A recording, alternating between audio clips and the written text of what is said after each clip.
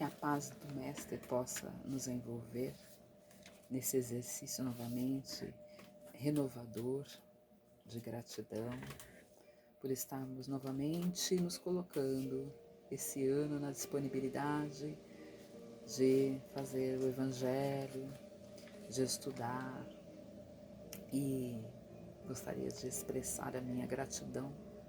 Senhor, muito obrigado pelo que me deste, pelo que me dá, pelo pão, pela paz, pelos meus olhos que veem no altar da natureza, os olhos que contemplam o céu de azul anil e se detêm na terra verde, salpicadas de flores e tonalidades mil.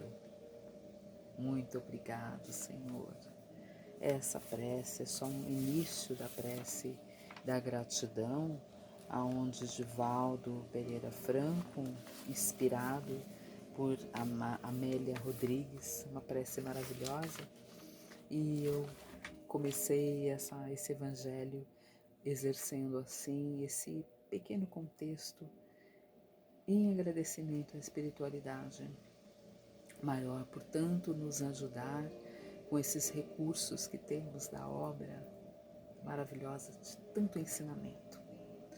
Muitas das vezes nós perguntamos por que teremos sido convocados à obra do Evangelho e por que somos portadores de numerosas fraquezas morais. Contudo, diz a espiritualidade, vale considerar que sucede por isso mesmo, porque Jesus declarou francamente não ter vindo à Terra para reabilitar os sãos. Críticos do mundo indagarão igualmente a diferença que fazem para nós a teoria da cura espiritual e das diligências pela sublimação íntima. E se estamos estropiados da alma, tanto agora quanto ontem. Podemos então responder, esperançosos e otimistas, que há muita diferença, pois que no passado éramos doentes e insensatos, agravando inconscientemente os nossos males. Enquanto hoje conhecemos as nossas enfermidades, tratando-as com atenção e nos empenhando constantemente em fugir delas. Que lição maravilhosa deste livro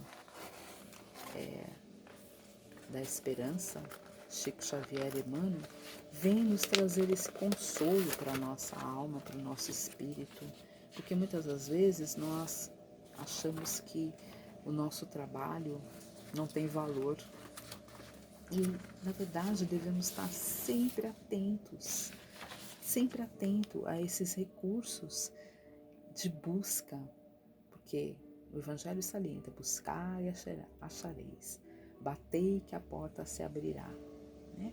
Pedi e obtereis. Aquele que procura acha, aquele que busca encontra.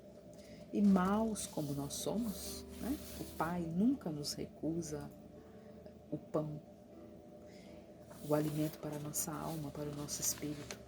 E muitas das vezes nós, insensatos, cruzamos os braços, perdendo a nossa encarnação, perdendo tempo de buscarmos a nossa melhoria, porque nos consideramos imperfeitos. Ora, como Jesus disse, os sãos não precisam de médicos. Sim, nós somos imperfeitos, mas quiçá nós, estudando o Evangelho, trabalhando, vamos trabalhando as nossas imperfeições e simbolicamente nos alimentando o nosso espírito. Por isso essa necessidade de perseverar, de seguir, de pedir sempre, mas também muito agradecer a essa oportunidade imensurável de servir.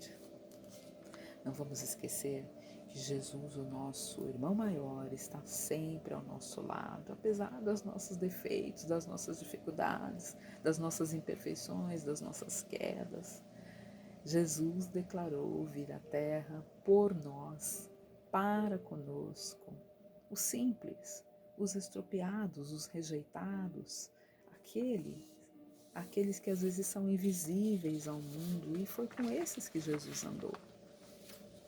Foi com esses que tinham todas essas dificuldades, que precisavam de reabilitação. E assim como nós, fomos convocados a essa obra do Evangelho, ao trabalho, porque temos nossas reabilitações, temos ainda muito que buscar, o exercício e a cura do nosso espírito, a cura da nossa alma.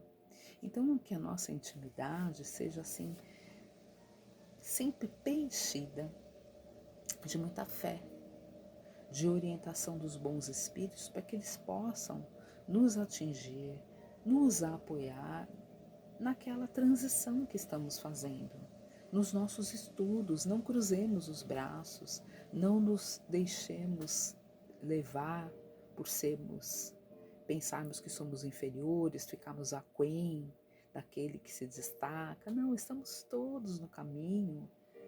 E sempre é dado espaço quando nós estamos nessa intenção de fazer a boa obra. Quando nós estamos na boa intenção, até no pensamento as boas obras são feitas. Olha que interessante. Um bom pensamento vale mais que qualquer prece. Não é isso que o Evangelho salienta? Um bom pensamento. Quando nós aspiramos com a nossa vontade, com a realidade das nossas intenções, a nos ajudar e ajudar o nosso semelhante, estamos sendo convocados à obra do Cristo. E seja qual for o nosso erro, o erro que tenhamos cometido, as nossas faltas, as nossas falhas, as nossas dificuldades, Ele sempre está lá conosco, nos apoiando, nos fazendo mais ajustados nesse trabalho de servir. Em qualquer lugar onde nós estivermos, dentro da casa espírita ou fora da casa espírita, que nós possamos agir no bem, servir ao bem, fazer a caridade, a oração, praticar o ato de carinho, de ouvir, um ato de amor, que é ato grandioso.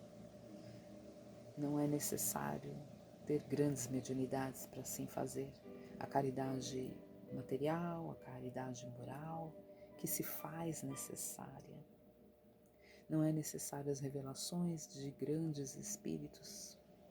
Se faz necessário somente o nosso espírito mesmo, que o nosso espírito esteja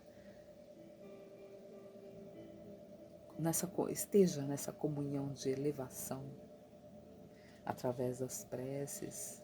Não é necessário dons espirituais especiais.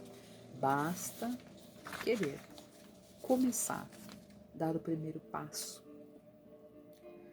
Lembrando sempre do Evangelho do Cristo, que se pode fazer a caridade material em qualquer momento, um prato de alimento, uma doação de roupa, uma roupa que não te cabe mais, uma doação do livro, os meios de chegar ao teu semelhante, um sorriso, um abraço. É tempo de visitar um asilo, uma criança doente, um orfanato, é tempo. Mas, quando nós não podemos chegar ao nosso semelhante, que possamos fazer a nossa parte, abrindo o Evangelho, fazendo a nossa oração, agradecendo pela nossa saúde, pela nossa mente, a nossa inteligência, porque às vezes nós não temos o dinheiro, mas nós temos a nossa boa ação, a nossa boa vontade, que são outros recursos que a espiritualidade também absorve e aproveita. E não duvidemos de nós, do nosso potencial. Não nos perguntemos por que estamos sendo convocados a essa obra do Evangelho. Por quê? Às vezes duvidamos de nós mesmos, deixamos para amanhã, deixamos para depois, achamos que não temos capacidade e, francamente, o Evangelho salienta: os sãos não precisam de médicos. Nós todos somos necessitados. Então, que os benfeitores espirituais possam nos ajustar nesse caminho do bem, com alegria, com um sorriso, toda vez que fomos convidados a um trabalho, que ele seja bem-vindo. Vamos fazer a ostentação do bem com humildade, sem reclamar, sem buscar privilégios, e chegar ao ponto que isso já se tornará um hábito para todos nós. Que Jesus então possa nos abençoar nas nossas intenções nesse ano maravilhoso, que seja cheio de dádivas, cheio de compromissos de amor. Que Jesus nos abençoe e assim seja. Graças a Deus e até a próxima. Graças a Deus.